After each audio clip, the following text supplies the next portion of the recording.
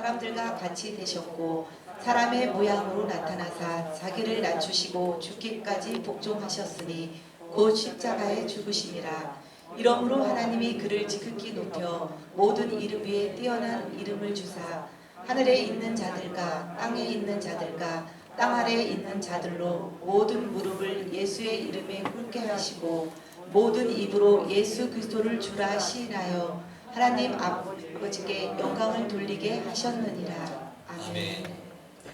오늘은 축복하는 삶 9번째 시간으로 순리대로 사는 축복이라는 제목으로 함께 은혜를 나누기 원합니다. 지난주 목요일 저녁쯤이었던 걸 제가 기억하는데, 제가 여자 아이들 제 집에 이제 여자 아이들 방에 놀러 갔습니다. 아이들이 좀 커서 이제 대화가 되는 게 감사하더라고요. 근데 제 둘째 딸이 지금 초등학교 4학년인데 저에게 이런 질문하는 거예요. 아빠, 우리 친구 중에 그 가족이 다 절에 다니는 애들이 있는데, 그래서 걔는 부처님을 믿어. 근데 나는 우리 집이 교회잖아? 그리고 아빠가 목사잖아? 그럼 난 예수를 믿는데, 근데 걔 말로는 부처님을 믿어야 된다고 하고 나는 예수님 믿어야 된다고 생각하는데 그럼 뭐가 맞는 거야? 라고 물어보는 거예요. 자, 여러분도 한번 생각을 해보십시오. 사실은 오늘 정신 차려보니까 어느 팀에 또 교회 와 있죠? 네. 나는 참 성경을 이렇게 펴서 봤는데 어느 날 말씀이 가슴에 막 믿어졌고, 누가 너 예수 왜 믿냐? 다른 의미로서는 구원을 얻을 수 없나니 천하의 세상에 구원을 얻을 만한 다른 이름을 우리에게 주신 적이 없느니라, 이렇게 얘기하면서 나는 예수님이 구원의 길이라고, 내가 곧 길이요 진리요 생명이니 나로 말미암아 자꾸는 아버지께로 올 자가 없다. 그것이 나는 믿어졌어요. 자, 그런데 성경을 아직 믿지 못하는 누군가가, 또는 저 중동의 사람들은, 이슬람 사람들은 알라를 믿지 않겠습니까? 마호메트를 숭상하지 않겠습니까? 내가 만약 거기에 태어났어도 나는 그럼 예수를 믿을 수 있을까? 우리 집안이 태어난 곳이 3대째 불교 집안이고 어쩌면 정말 그런 환경에서 내가 태어났다면 나는 그래도 예수를 믿을까? 아니면 그냥 환경 따라서 절이나 아니면 다른 종교를 믿을까? 왜냐하면 모든 종교들은 다 우리 종교가 뭐라고 얘기하는 겁니까? 이게 진리다라고 얘기를 하고, 여기에 구원이 있다라고 얘기하고, 이걸 믿어야 천당이나 좋은 곳에 간다고 얘기하니, 자, 그런 상황에서는 그러면 무엇을 기준으로 참된 진리를 분별할 수 있냐 이거예요. 자, 제가 여러분이 그런 질문을 초등학교 4학년한테 받았다고 생각하면 뭐라고 대답을 하시겠습니까? 자, 오늘은 거기에 대한 좀 답을 우리가 한번 찾아보는 시간을 갖기를 원합니다. 정말 진리라면은 나는 어디로 와서 어디로 갈까? 또 죽은 다음엔 뭐가 있을까? 인간이 살아야 할 진정한 목적은 뭘까? 또 지금과 같은 신종 코로나 바이러스는 왜 이 땅에 왔고, 신이 있다면 그런 걸 왜 일으켰고, 또 그것으로 고통을 왜 당해야 될까? 이런 것에 대한 우리가 답을 찾을 수 있어야 진리가 아니겠습니까? 자, 그렇다면 이러한 문제들에 대한 답은 사실 어떻게 보면 굉장히 어려울 것 같습니다. 왜냐하면 정말 이것에 대한 답을 찾기 위해서 철학자들은 아주 오랫동안 고민하고 생각하고 그것을 나름대로 또 정리를 하기도 했거든요. 그래서 철학적인 방법으로 생각을 하려고 하면은 굉장히 어려운 주제죠. 자, 그러나 여러분, 성경은 어려운 책이 아닙니다. 왜냐하면 성경은 구원의 책인데, 구원은 모든 사람이 다 받아야 되는 거고, 특별하게 철학을 공부하고 머리가 똑똑한 사람만 이해해서 구원받을 수 있다면 그건 진리가 아니에요. 자, 그래서 이 문제도 쉽게 생각을 해야 됩니다. 여러분, 진리가 다들 진리라고 하는데 참된 진리를 선택해야 되는 그 기준이 그러면 있어야 되는 거거든요. 진리를 진리로 확인하는 기준. 자, 그것이 뭔지를 먼저 알아야 돼요. 자, 그러면 뭘 우리가 봐야 되냐? 확실한 거에서부터 시작을 해야 됩니다. 확실한 거. 여러분, 우리가 지금 확실하게 알고 이것은 정말 흔들리지 않는 진리다라고 생각할 수 있는 건 뭐가 있을까요? 저와 여러분이 지금 이 세상을 살아간다는 얘기입니다. 저와 여러분이 이 지구에서 살아가는 거죠? 이 세상 속에 살아가고 있지 않습니까? 우리는 이 자연 속에서 살아가고 이 지구에서, 이 우주에서 살아가고 있다. 자, 그러면 무슨 말이냐면 이 지구와 이 지구에 있는 자연과 우주의 원리를 보면은 그것을 만든 그분, 그것을 창조한 분의 원리도 알 수 있다는 얘기예요. 이게 조금 이제 어려워질 수도 있는데요. 자, 저와 여러분이 살아있다는 것을 믿으시길 축복합니다. 이거는 부인할 수 없는 거잖아요. 우리가 또 이 세상을 살아가잖아요. 여기서부터 시작을 해야 된다는 거예요. 우리가 살아가는 이 세상이 생각하고 보여주는 대로 우리도 생각하고 그것을 관찰하면은 그것이 뭐가 된다? 진리의 기준이 될 수 있다. 여러분, 이 세상이 보여주는 이치, 원리, 자, 이것을 순리라고 합니다. 순리. 순리의 사정적 정의는 순조로운 이치이고 자연의 질서를 순리라고 하는 거죠. 그러니까 자연을 바라보면은 그 자연의 원리들에 부합하는 진리를 말하고 있다. 그 자연의 원리와 벗어나지 않는다. 그러면은 많은 종교들 중에서 자연의 원리와 세상의 이치와 벗어나지 않는 것이 진짜 진리고 구원의 길이라는 얘기예요. 이거 동의가 되십니까? 자, 여러분, 전병용이 또 있을까요, 없을까요? 감사합니다. 저는 딱 하나예요. 우리 정난이 권사님도 딱 한 분이시죠? 왜냐? 왜 그럴까요? 창조주가 한 분이시니까. 한 분이신 창조주가 전병용을 하나 만들어놨고요. 창조주가 둘이라면은 뭐 막 또 만들어낼 수도 있겠지만 세상도 하나. 자, 그것은 창조주가 하나라는 얘기예요. 그러면 창조주가 이 세상을 만드셨다면, 여러분, 창조주의 삶의 원리와 이치와 창조주의 질서가 세상에 반영이 됐을까 안 됐을까요? 반영이 되는 거예요. 그렇게 보면은 영적인 세계와 또 현실 세계라는 것도 질서가 다를까요? 똑같습니다. 이게 아주 중요한 사실이에요. 영적인 세계라고 해가지고 기도만 많이 하고 신비한 것을 자꾸 추구하고 초월적인 것만 추구하는 사람들은 그게 사이비 이단이 되는 대표적인 증거예요. 여러분, 기도를 많이 하고 영적인 체험을 많이 한 사람의 결국은 뭐냐? 아주 상식적인 사람이 되고 순리적인 사람이 되고 세상과 좋아할 줄 아는 사람이 되어야 됩니다. 왜냐? 영적 세계와 현실 세계 다 누가 창조하셨기 때문입니까? 하나님이 창조하셨고 그 원리는 다를 수가 없어요. 만약 다르다면 뭡니까? 그 사입입니다. 영적인 원리는 같다. 자, 과학의 진리와 영적인 원리, 성경의 원리 틀릴까요? 같을까요? 같아야 합니다. 왜냐? 과학은 맞는 진리니까요. 자, 이러한 관점에서 그러면 생각해 보게 되면 참된 진리를 모른가? 뭡니까? 바른 생각과 바른 사고를 해야 되는 거죠. 자, 그럼 기준이 있어야 되니까 뭐가 바르냐? 뭐가 바른 사고 구조냐라는 판단할 수 있는 기준이 있어야 되는데 그것은 인간이 살아가고 있는 세상처럼 생각하면 되는 거고, 자, 더 쉽게 말하면 자연의 원리와 이치 속에 답이 있다라고 할 수 있는 겁니다. 자, 그러니까 순리가 진리예요. 저는 군대에 이등병으로 딱 들어갔어요. 이제 보초 근무를 쓰게 됐습니다. 한 보초를 쓰면 최소 1시간, 뭐 20분에서 2시간, 길게는 아침 먹었으면 점심 먹을 때까지 계속 서야 될 때도 있어요. 이등병 때는. 자, 근데 병장은 심심하잖아요. 그러니까 병장은 이등병 갖고 노는 게 일입니다. 제가 신학교 2학년 1학기 마치고 군대 갔는데 이 병장이 심심하니까 저를 갖고 놀았어요. 그때 기억이 지금도 막 트라우마인데 이렇게 질문했어요. 야, 너 신학교 나왔다 그러지? 너 하나님 계시다는 거 성경 빼고 증명해봐. 근데 아무 말도 제가 못했어요. 왜 예수만 믿어야 되는지 성경 빼고 얘기해봐. 지금 그 병장 만났으면 내가 이 얘기를 해줄 텐데. 자, 단적인 예를 생각해보면 여러분, 인과율이라는 게 있습니다. 인과율은 뭡니까? 결과가 있으면은 뭐가 있다는 겁니까? 원인이 있다는 얘기예요. 저는 제 큰아버지, 가장 큰 큰아버지 집이 경상남도 함안, 거기가 담양정치 본관입니다. 어렸을 때 거기에 놀러 갔던 기억이 지금도 생생한데 초가집에 소를 키우는 집이에요. 외양간도 있고 부뚜막에다가 나무 떼서 불 피웁니다. 여러분, 멀리서 그 집 보면 연기가 나고 있어요. 그러면 두 가지 중에 하나예요. 집이 불타고 있거나 아궁이에 불 뗐거나.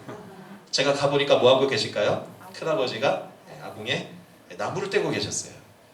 제가 그 나무에 지게에다가 나무도 했던 사람입니다. 나무 해가지고. 근데 나무도 실제 해보는 게 귀해요. 나무가 산에 별로 없기 때문에 대부분은 솔잎이나 낙엽 태우는데 그러면 연기가 많이 납니다.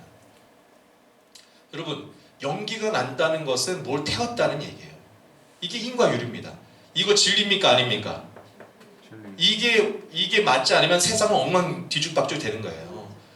뭔가 사건이 일어났다면, 지금 바이러스가 퍼졌다면 원인이 있는 거고, 이 원리가 작동 안 하면은 질서가 깨져 버린 거고, 세상은 운영이 안 되는 겁니다. 그러니까 하나님이라는 분은 어떤 분이냐? 이런 분이라는 거. 원인이 있다면 결과가 있게 해주신 분이다. 자, 그런 관점에서 성경을 보면은 성경은 뭐라고 얘기하고 있습니까? 성경의 시작은 이렇게 시작되죠. 태초에 하나님이 천지를 창조하시니라. 이게 얼마나 인과율의 확실한 성경의 진리를 담고 있습니까? 저와 여러분이 이 세상에 있다는 얘기는 저와 여러분을 만드신 창조주 유일하신 한 분 하나님이 계신 줄 믿으시길 축복합니다. 그러니까 성경은 진리예요. 성경은 진리입니다. 자, 이러한 진리를 기준으로 성경을 보면은 우리가 정말 예수만이 구원이구나, 정말 우리가 신앙생활을 잘하는 것이 나의 삶을 구원의 길로, 행복의 길로 이끄는구나를 확신할 수 있고요, 지금의 어려운 시기에 답도 찾을 수 있을 줄 믿습니다. 자, 오늘 말씀에 정말 우리의 삶의 진리를 발견하는 귀한 시간 되기를 축복합니다. 자, 첫 번째 우리가 구원의 길, 구원의 진리를 찾는 기준은 저는 중력의 원리를 소개하고자 합니다. 중력은 뭡니까? 중력은 모든 물체 사이에 작용하는 인력이에요. 아마 이제 우리가 대부분 알기는 지구가 잡아당기는 힘이라고, 뉴턴의 사가 떨어지는 이야기를 통해서 많이 할 텐데, 지구에서는 가장 큰 물체죠. 그러니까 가장 큰 중력을 갖고 있기 때문에 대표적인 예로서 소개가 됐고, 정확하게 얘기하면은 저와 여러분도 사실 다 중력이 있어요. 저 만나면 저에게 오고 싶지 않으십니까? 제가 몸이 크니까 중력이 세서 그래요. 그러니까 중력은 질량에 비례합니다. 질량이 크면은 중력도 세요. 그래서 지구보다 더 큰 행성은 중력이 더 크게 되는 거죠. 자, 그래서 중력의 원리라는 것이 있다는 거예요. 이것은 모든 물체들에 작용하는 과학적인 원리이고 실험의 결과 확인되고 있는 것이죠. 자, 그래서 이 중력의 원리 때문에 우리는 뭘 알 수 있습니까? 지구가 둥글다는 거죠. 동일한 힘으로 지구 중심으로 다 끌어당기니까 결국은 우리가 이제 겉으로 보면 다 울퉁불퉁하지만 큰 형태로 보면 지구는 둥글게 되는 것이고, 또 그 중력 때문에 여러분 이제 수증기가 열을 받아서 이렇게 공기 중에 있다가 조금씩 모여서 조그만 무게가 생기면은 중력 때문에 땅에 떨어지는 겁니다. 물이 땅에 떨어지면은 산에 떨어지든 어디 뭐 그릇에 떨어지든 집에 떨어지든 결국은 어디로 물은 흐르게 됩니까? 낮은 곳으로 계속 흐르잖아요. 이게 중력 때문입니다. 자, 근데 중요한 게 있어요.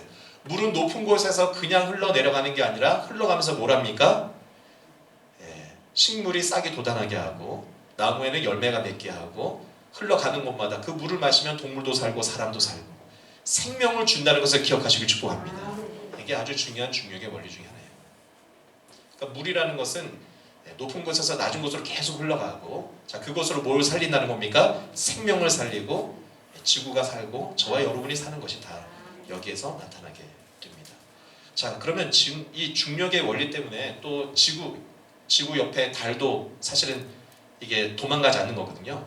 지구는 확산하고 이렇게 움직이는 에너지가 있는데 일주일에 1mm씩 사실은 달이 멀어져야 된대요.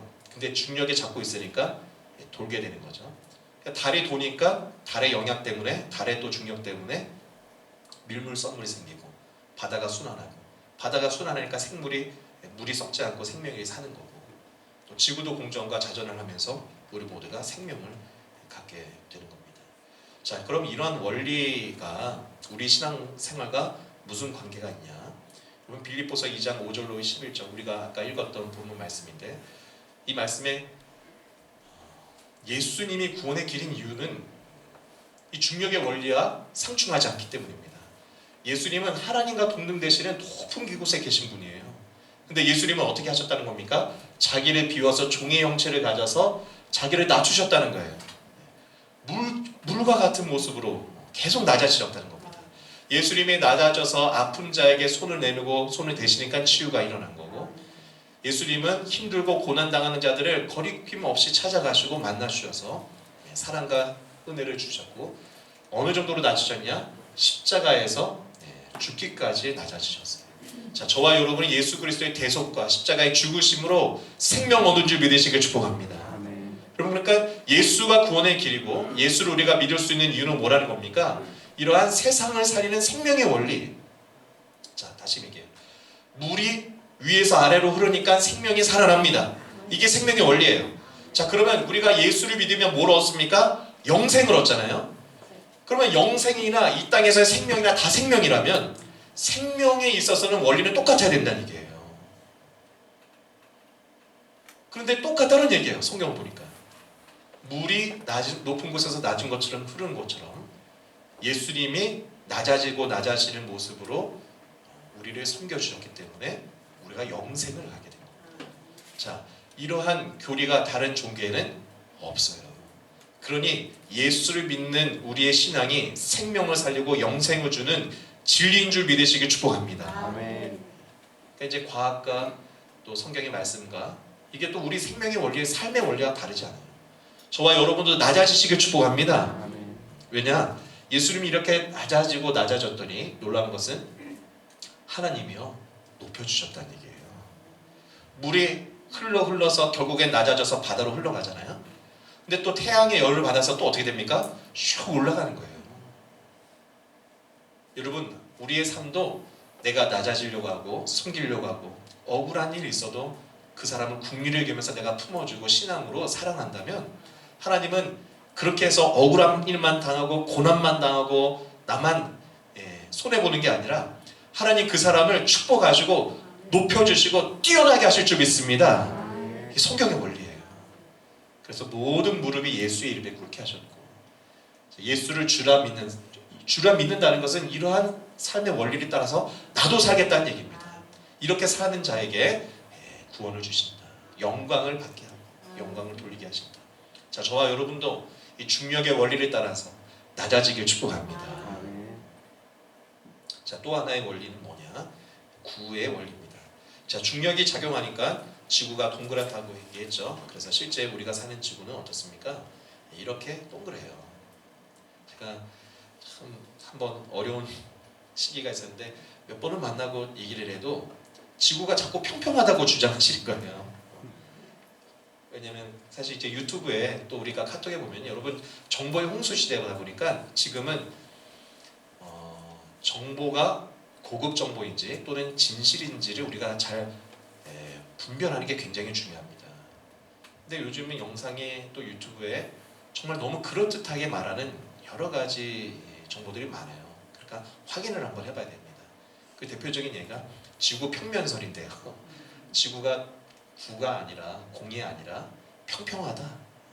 평평한 원반이라고 얘기하는 경우가 있어요. 그래서 남극이 저기 이렇게 다 그 주변으로 이렇게 얼음이 둘러싸여 있고 태양이 그냥 지구를 우리가 태양을 도는 게 아니라 그 빛이 막 이렇게 지구 주변에 이렇게 정기적으로 왔다 갔다 하는 거라고 얘기를 하는 사람도 있는데 그렇지 않습니다.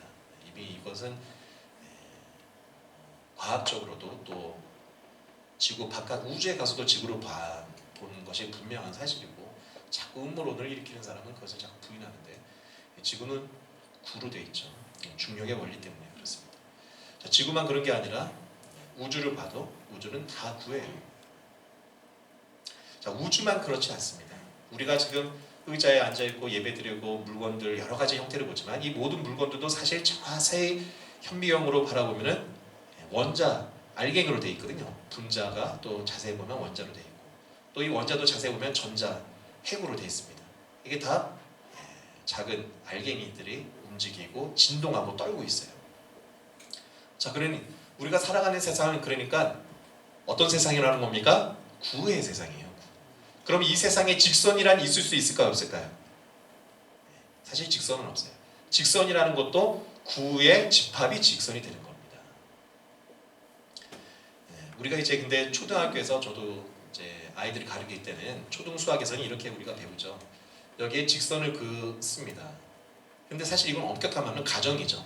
직선을 그었다고 가정을 하면 이 직선의 평행선에서는 삼각형을 만들 수 있는데 삼각형의 합이 180도라고 배워요. 자, 그런데 그래서 이 평행선일 때 여기에 직선을 그으면 이 각도와 이 각도는 같아집니다. 또 이 각도하고 이 각도는 같아지고 그러면 삼각형의 세합은 180도 이렇게 우리가 이제 초등에서는 수학을 배우게 되는데 자, 그러나 실제로 실험하는 것도 나오네요. 삼각형 있으면 종이로 가위로 잘라가지고 붙이면 이게 딱 180도가 되는 것처럼 보여요. 근데 이것은 우리가 우리 손 안에서 자로 그리고 종이를 잘랐을 때의 작은 물체에서는 180도로 보이지만 정말 우주적 차원에서 또 지구에서만 당장 실험을 해도 북극점과 케냐하고 에콰도르, 이게 이제 삼각형의 꼭지점 위치라고 생각되기 때문에 여기를 크게 이어서 각도를 재어보면은 지구가 구의 형태이기 때문에 직선이 나올 수 없어서 180도의 각도가 넘어가요. 이게 구의 한 증거입니다. 자, 더 나아가서는 사실 우주는 이게 아인슈타인이 이제 상대성 이론에서 얘기하는 건데 질량이 있게 되면은 공간이 또 휩니다.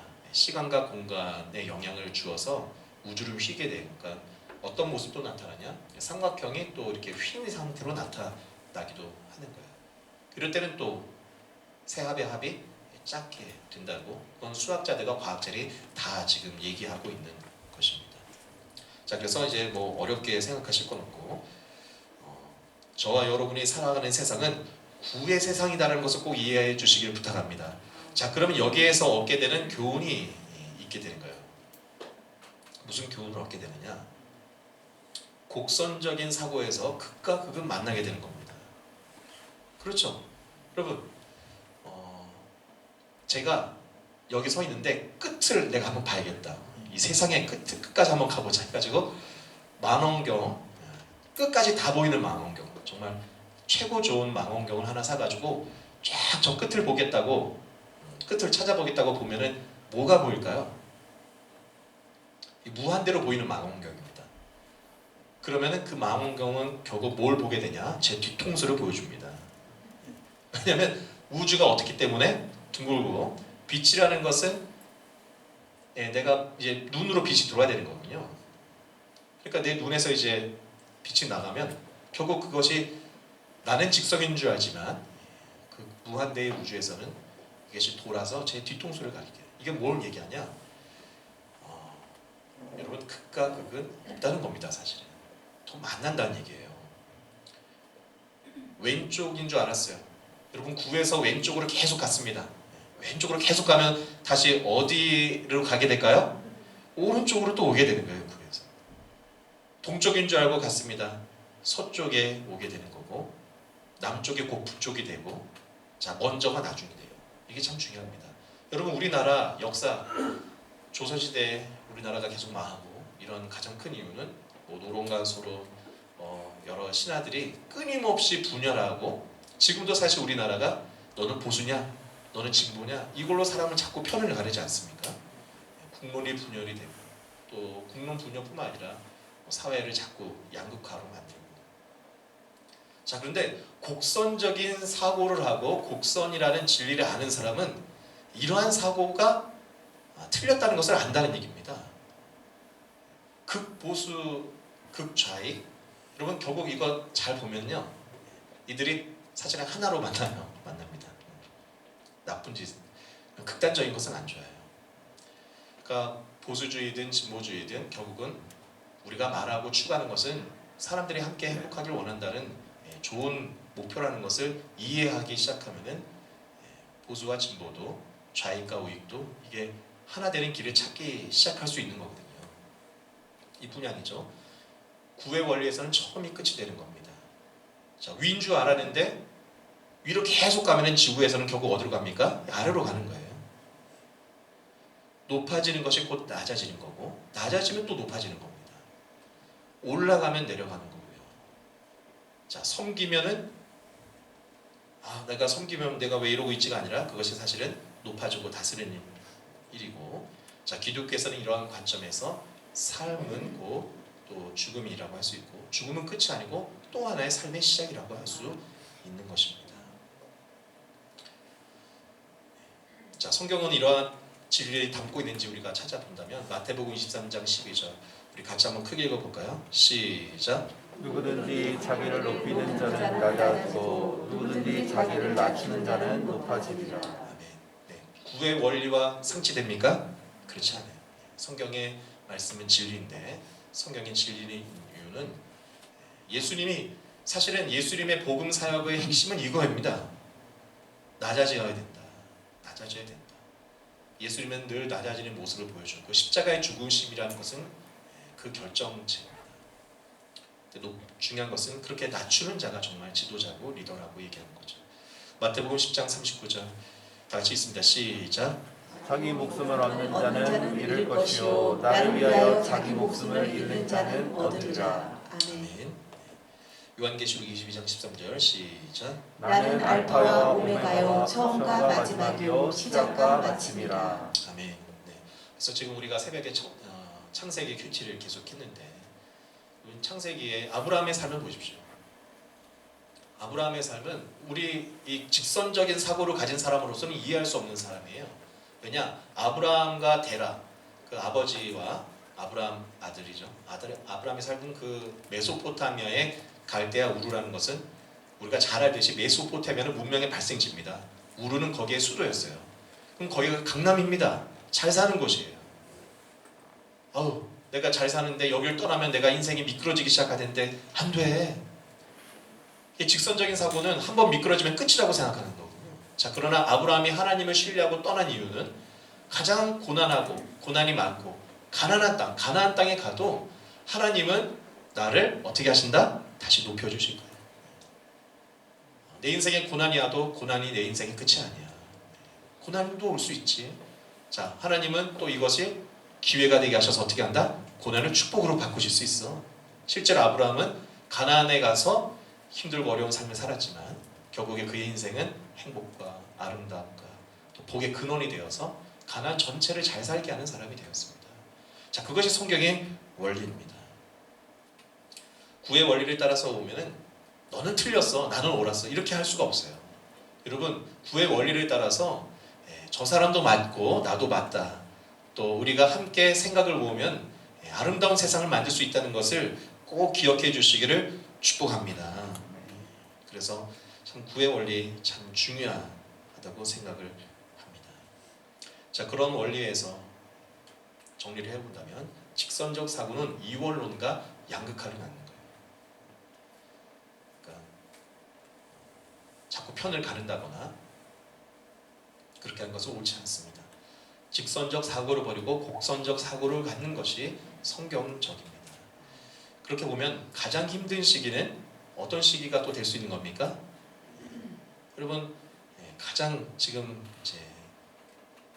내가 지금 아래에 있는 것 같아요. 경제적으로 또 내 마음도 상황도 힘든 것 같다. 자, 그런데 그런 시기에 또 기도하고 하나님을 의지하잖아요. 그러면 그것이 하나님의 축복과 은혜의 준비 기간이 되어서 또 어떻게 될까요? 또 올라가게 됩니다. 가장 좋은 시기를 위한 준비가 돼요. 여러분, 나누면 없어지는 것 같습니까? 근데 성경에서는 나누고 희생하면 그것이 더 크게 나에게 돌아오고 축복이 되고 하나님 그들을 높여주신다고 얘기하시는 겁니다. 비우면 채워질 줄 믿습니다. 아멘. 이게 곡선적인 사고와 신앙에서 가능한데, 자, 성경은 이러한 진리로 가득한 책입니다. 그것을 통해서 구원의 길을 얘기하고 있어요. 여러분, 씨앗을 심으면 싹이 납니다. 왜 그렇습니까? 제가 여러 번 반복했는데 씨가 썩으니까 싹을 틔워주는 거예요. 예수님이 최후의 만찬에서 이렇게 얘기하셨어요. 내 살을 받아 먹으라. 나는 너희를 위하여서 하늘의 이달로 썩어졌다. 내가 죽으면 너희에게 성령이 오시게 되고 나 때문에 너희가 새 생명을 얻을 거야. 이게 생명의 원리하고 예수님의 구원의 원리는 똑같습니다. 자, 저와 여러분도 그렇게 살아가기 원합니다. 사실 온 세상이 다 그렇게 살아가고 있어요. 오늘 아침에 식사하고 오셨습니까? 우리가 밥을 먹었지 않았습니까? 이렇게 한 숟갈 밥을 뜨면 거기에 밥알이 100톨 들어가 있을까요? 그것은 1년 동안 벼들이요, 이제 물도, 이 농사꾼이 물도 나에게 주네, 햇님이 햇빛도 쬐어주고 영양분을 땅에 주고. 자, 그랬더니 이 벼가요, 그러면 나도 이렇게 받았으니까 어떻게 하겠다는 겁니까? 그래, 나도 저 사람에게 나의 쌀 나라를 주자 해서 그 쌀의 희생으로, 벼의 희생으로 우리가 먹고서 배불러서 온 겁니다. 자, 그러면 우리는 그 쌀을 먹었잖아요. 김치도 드셨죠? 배추도 먹고 고기를 드신 분도 계십니까? 부럽습니다. 미역도 먹고. 자, 이게 다요 생물들이 뭐 하는 겁니까? 우리에게 자신의 생명을 준 거예요. 그러면 모든 우주 만물의 자연들이 다 자기가 받은 것을 다시 어떻게 한다는 겁니까? 누군가에게 돌려준다는 얘기예요. 그럼 우리도 먹었으면 우리도 어떻게 될까요? 돌려주시길 축복합니다. 그러니까 우리가 잘 살려면 이 원리를 따라야 되는 거예요. 내가 밥을 먹고 내가 옷을 갖고 산다. 근데 내가 나만 먹어야 돼. 나만 더 가져야 돼. 내 거 하면은 여러분 그러면은 병에 걸리고 그 삶은 질서가 깨진다는 얘기예요. 구의 원리를 따라서 순환을 자꾸 해야 되는 겁니다. 암세포라는 것은 뭡니까? 영양분이 들어와서 커지는데 정상세포는 시간이 지나면 또 죽어요. 근데 이것은 계속 커지기만 한다는 얘기입니다. 그러면 그게 문제가 된다는 얘기입니다. 여러분, 자 이런 원리에서 오늘 이제 신종 코로나 바이러스로 우리가 어려움을 겪습니다. 사실 이것은 동물들이 겪는 감기거든요. 그것이 어떻게 하다가 인간에게 변종이 돼서 들어왔다는 얘기인데 뭐 여러 가지 음모론일 수도 있고 진짜일 수도 있지만 원인은 여러 가지로 얘기를 하고 있습니다. 그러나 큰 틀에서 바라본다면 원인은 뭐겠습니까? 사람이 욕심을 부려서 그런 거예요. 먹지 말아야 될 것을 먹었거나 아니면 다른 어떤 욕심을 갖고 무슨 실험을 하다가 잘못되어서 이것이 나왔거나. 자, 그러면 우리는 뭘 해야 되겠습니까? 여러분, 우리가 그렇게 한 것은 아닐지라도 회개하고 기도하시길 축복합니다. 내가 그거는 안 했어도 자, 오늘 말씀이 비춰보면 우리가 구의 원리대로 살았습니까? 내가 받은 만큼 돌려주려고 살았습니까? 자, 그러지 못한 부분이 있다면 그것을 회개해야 된다는 얘기예요. 자, 그 중에 하나로 일환으로서 어떤 쓰레기를 줄이고 자연을 아끼고 좀 환경을 위해서 우리가 신앙생활을 하자라고 지난주에 나눠드려서 공동체 실천사항을 알려드린 거고, 여러분 계약 백성으로 살아간다라는 것은 말씀의 어떤 부분을 내가 지켜야지 뿐만 아니라는 겁니다. 자, 이러한 자연의 원리와 하나님께서 만들어 놓으신 질서와 원리, 순리대로 순종하며 살아가길 축복합니다. 자, 우리는 이렇게 살아갈 뿐이에요. 하나님의 때가 될 때에 이 고난과 바이러스의 상황도 또 지나가게 될 줄 믿습니다. 중요한 것은 우리가 믿음으로 살아가면서 이러한 위기를 시련을 또 축복의 기회로 만들길 바랍니다. 순리대로 살아야 됩니다. 더 말씀을 신뢰해야 됩니다. 또 기도하고 살아갈 때 우리 그렇게 될 줄 믿습니다. 그래서 지난주 멋진 교회 계약 공동체 실천사항을 드렸습니다. 계약 공동체, 계약법대로 살지 않는 것을 용서해 주옵소서. 이 말 속에 순리대로 살지 않은 것을 회개하는 게 다 들어가 있어요. 기도하고 사시길 바라고, 또 교회에 지금 우리가 공식적인 모임을 예배당에서 못 모일 뿐이지 가정에서도 새벽에 기도하시고 또 수요일날 예배하시길 축복합니다. 가정에 예배를 드려보시길 바랍니다.